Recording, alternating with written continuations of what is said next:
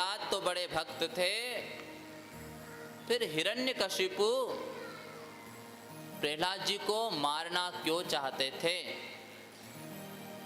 तब नारद जी कहते हैं कि राजन, जब 12 भगवान ने हिरण्याक्ष को मार दिया,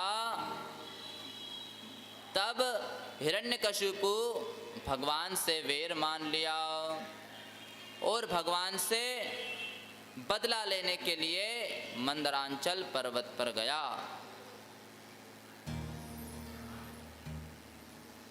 सौ वर्षों तक तप किया। इसकी तपस्या से प्रसन्न होकर ब्रह्मा जी ने इसे दर्शन दे दिया और कहा, उत्तिष्ठोत्तिष्ठ भद्रं ते तपः कास्योऽसि तपः सिद्धोऽसि काश्यप वरदो हमनुप्राप्तो व्रियतामीप्सितो वरः। ब्रह्मा जी ने कहा कि हे कश्यप नंद, उठो, मैं तुम्हारी तपस्या से प्रसन्न हूँ, वरदान मांगो। हिरण्यकशिपु ने कहा कि मुझे अमरता का वरदान दे दीजिए। ब्रह्मा जी ने कहा कि भैया अमर तो हम ही ना है, तुम्हें कैसे अवतार दे दे, कैसे तुम्हें वरदान दे दे अमरता का, तुम कोई दूसरा वरदान मांगो। तब इसने अनेक प्रकार के महाराज वरदान मांगे कि ना मैं अंदर मरूं, ना मैं बाहर मरूं, ना ऊपर मरूं, ना नीचे मरूं, ना दिन में ना रात्रि में, ना अस्त्र से ना शस्त्र से, ना नर से ना पशु से, ब्रह्मा जी की बनाई गई सृष्टि में मैं किसी से भी ना मरूं। 12 महीने में मैं किसी भी महीने में ना मरूं। अब ब्रह्मा जी से वरदान लेकर अब ये राज्य चला गया, सबको जीत लिया इसने। अब इसने अपने पुत्र प्रहलाद जी को पढ़ने के लिए गुरुकुल में भेज दिया।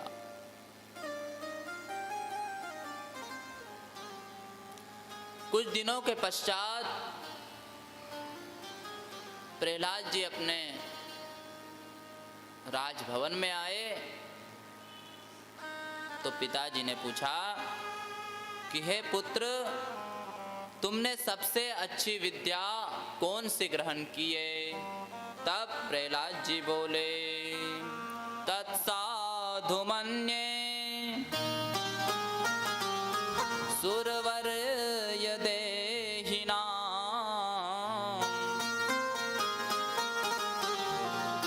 सदा समुद्वग्नि यथा मसद्ग्रहात्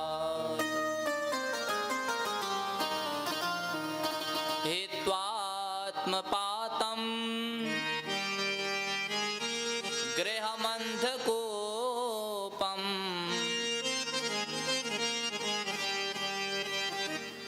वनं गतो यद्धरिमाश्रयेत्।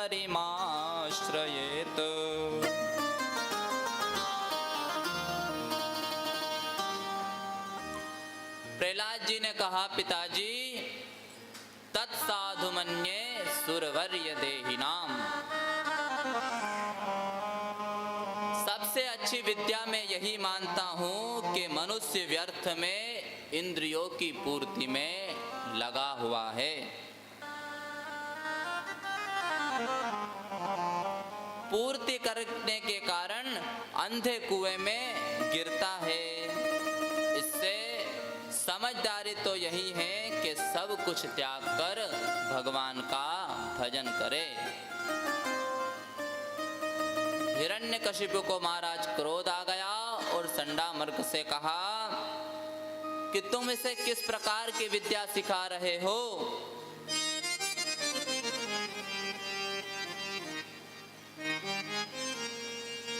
मुझे तो लगता है कि तुम्हारे गुरुकुल में छिपकर के महाराज कोई विष्णु भगत रहता है जो इसे ऐसी विद्या प्रदान कर रहा है।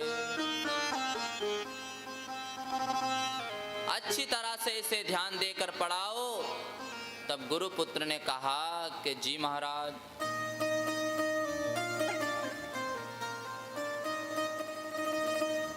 शंडामर्क महाराज जो है प्रहलाद जी को लेकर पुनः गुरुकुल में आ गए। गुरुकुल से अध्ययन करने के बाद प्रहलाद जी पुनः अपने घर गए। तब फिर पिता ने पूछा कि पुत्र, अब तुमने कौन सी विद्या सीखी है? तब प्रहलाद जी कह रहे हैं कि पिताजी, पहले तो मैं एक ही विद्या सीखी थी, परंतु अब की बार मैं 9 विद्या सीख कर आया हूँ। प्रहलाद जी कहते हैं श्रवणम कीर्तनम विष्णोः स्मरणम पाद सेवनम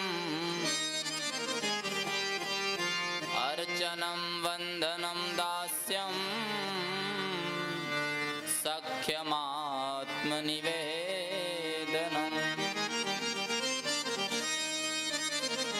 प्रहलाद जी बोले कि पिताजी, सबसे अच्छी शिक्षा तो यही है, सबसे अच्छी विद्या तो यही है कि सबसे पहले भगवान की कथा श्रवण करो, कीर्तन करो, फिर स्मरण करो, फिर चरणों की सेवा करो, फिर अर्चन करो, अर्चन करने के पश्चात वंदन करो,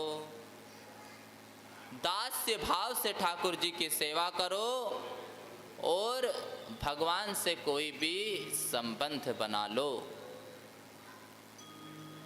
इसी नवदा भक्ति को भगवान राम जी ने सबरी जी को उपदेश दिया है। तुलसीदास जी लिखते हैं प्रथम भगति संतन कर संगा, प्रथम भगति संतन कर संगा, दूसरी रति मम कथा प्रसंगा, दूसरी रति मम कथा प्रसंगा, गुरुपद पंकज सेवा, तीसरी भक्ति अमान सिया रामा, पद पंकज सेवा करी, तीसरी भगति अमान,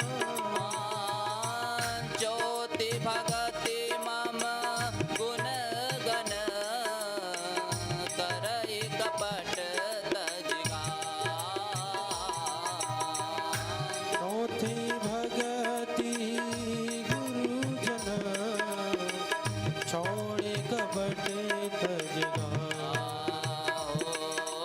मंत्र जाप मम दृढ़ विश्वासा, मंत्र जाप मम दृढ़ विश्वासा, पंचम वदन सवेद प्रकाशा, पंचम भजन सुभेद प्रकाशा, छठदम शील विरति बहुकरणा, छठदम शील विरत बहुरमा, निरत निरंतर सज्जन धर्मा, निरत निरंतर सज्जन धर्मा, सातव सब मोहि मई जग देखा, देवन जन देखा, होते संत अधिक कर लेखा, होते संत अधिक कर लेखा, आठव जथा लाभ संतोषा, आठम जथा लाभ संतोषा, अपने उन्हें दर दोषा, अपने हो नहीं गर्दन बर दोषा, नवम सरल मम सन छलहीना, सरल समझर सहीना, मम भरोस ही हरस नदीना, हम भरोसे ही हर्ष नदीना, नवमो एक जिनके होई,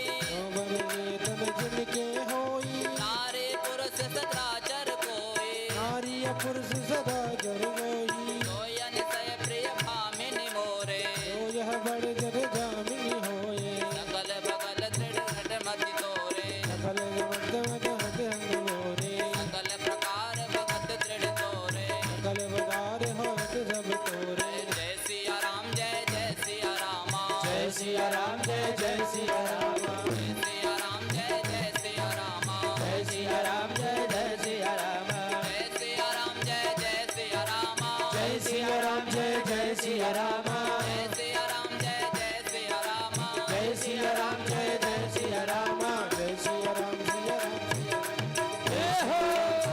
सिया राम जय सिया राम सिया राम सिया राम जय सिया राम जय जय। बोलिए भक्त वत्सल भगवान की जय। मति है, स्वभाव से ही यहाँ ऐसा है। हिरण्यकशिपु ने कहा अभी इसे मार दो, क्योंकि जब रोग जैसे ही उत्पन्न होता है उसी समय उसकी दवा करा लो। यदि वह असाध्य हो गया तो ठीक करने में बड़ा कष्ट होता है। इसलिए इसी समय इसका वध कर दो। गुरुपुत्र महाराज जो है प्रहलाद जी को लेकर पुनः आश्रम आ गए और एक गज को मदिरा पिलाकर प्रहलाद जी को कुचलना चाहा, पर भगवान की इतनी बड़ी कृपा हो गई कि जिस गज को मदिरा पान कराई थी उस गज ने प्रहलाद जी को प्रणाम किया और प्रणाम करने के पश्चात गुरुपुत्र को ही मार दिया। प्रहलाद जी ने भगवान से प्रार्थना की कि हे भगवान, हे ठाकुर जी, आप गुरुपुत्रों को पुनः जीवित कर दीजिए। तब ठाकुर जी ने गुरुपुत्रों को पुनः जीवित किया। हिरण्यकशिपु ने बहुत प्रयत्न किया प्रहलाद जी को मारने के लिए, परंतु निष्फल रहा।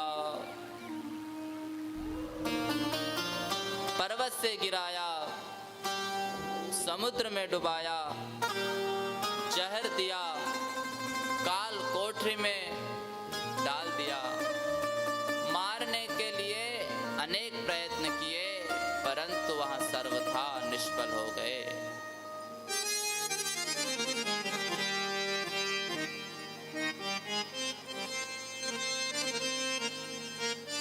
काल कोठरी में महाराज विषैले सर्पों के साथ प्रहलाद जी को छोड़ दिया।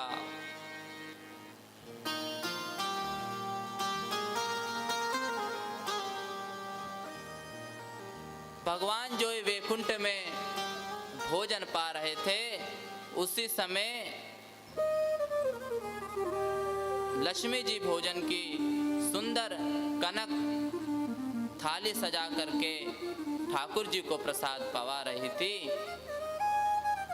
ठाकुर जी महाराज दुखी हो गए। लक्ष्मी जी ने पूछा कि हे स्वामी, आपको क्या हुआ? प्रभु ने कहा, देवी, मैं यहाँ पर 56 भोग पा रहा हूँ, परंतु मेरा पुत्र, मेरा भक्त प्रहलाद काल कोठरी में कई दिनों से बंद है।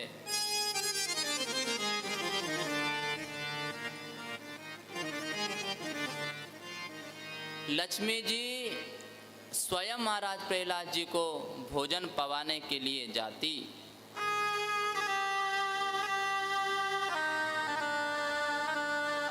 तीन चार माह के पश्चात जैसे ही काल कोठरी को खोला गया तो प्रहलाद जी स्वस्थ है। सिंह का आग में नहीं जली, परंतु भक्त का अपराध करने के कारण राम जी के क्रोध रूपी अग्नि में जलकर भस्म हो गई।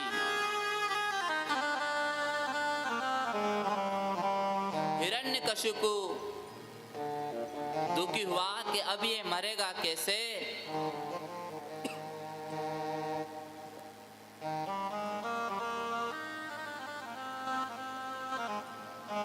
प्रहलाद जी के पक्ष के जितने थे वहां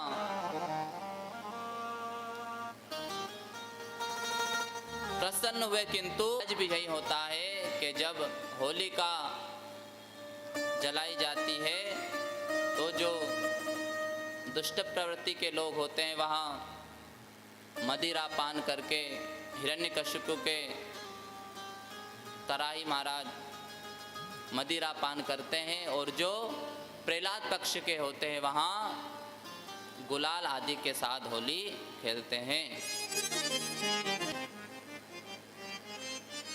गुरुपुत्रों ने कहा कि हे महाराज करे। संडामर्क जी महाराज प्रहलाद जी को लेकर पुनः आश्रम आ गए। अब एक दिन गुरुपुत्र किसी कार्य से बाहर गए हुए थे, तो सभी बालक खेल रहे थे।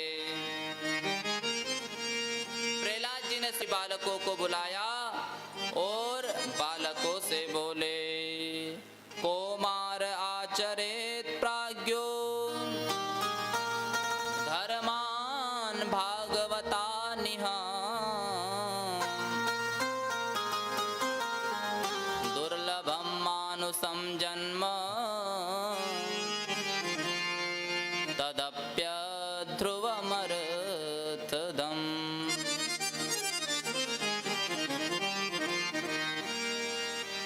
प्रहलाद जी कह रहे मित्रों, समझदार वही व्यक्ति है जो बचपन से ही भजन में लग जाता है। जो बचपन से ही भजन में लग जाता है वही समझदार व्यक्ति है। क्योंकि मानव का जीवन और मानव का शरीर बहुत ही दुर्लभ है, और इस शरीर से सब प्राप्त होता है, परंतु लगना बचपन से ही पड़ता है। यहाँ जो है अंतर्राष्ट्रीय हवाई अड्डा है, चाहे जहाँ चले जाओ, किंतु समस्या यहाँ है कि इसका कोई भरोसा नहीं है। बचपन से भजन करेंगे तभी ठाकुर जी मिलेंगे, क्योंकि रात्रिर्गमिष्यति हसी स्यसि पंकज श्री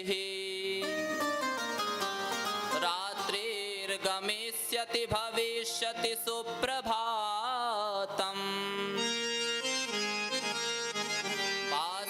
पास्वानुदेश्यति हसिष्यति पंकज श्री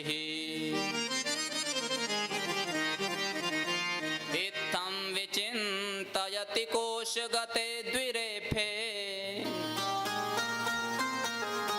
आहन्त हन्त नलिनीं गज उज्जहार। एक भ्रमर था, और एक भ्रमर एक पुष्प के अंदर महाराज द्विरेफ से फूल चूसने में इतना मगन हो गया कि प्रातः काल से लेकर सूर्यास्त हो गया। फूल संकुचित हो गया, फूल बंद हो गया। विचार कर रहा था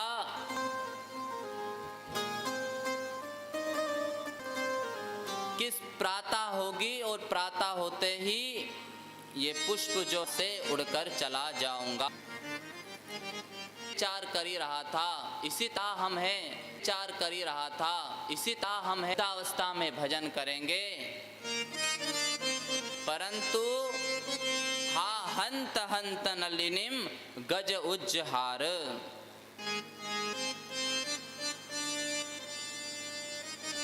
हम विचार करते हैं कि हम वृद्धावस्था में भजन करेंगे, और उसी समय महाराज एक हाथी आया और उस हाथी ने उस डाली को तोड़ दिया। उस डाली को तोड़ दिया जिस डाली पर फूल खिला था। इसी तरह बंधुओं, काल कभी भी आ सकता है, काल का कोई भरोसा नहीं, काल कब किसको आ जाए। इसलिए भजन करना है तो बचपन से ही भजन में लग जाइए।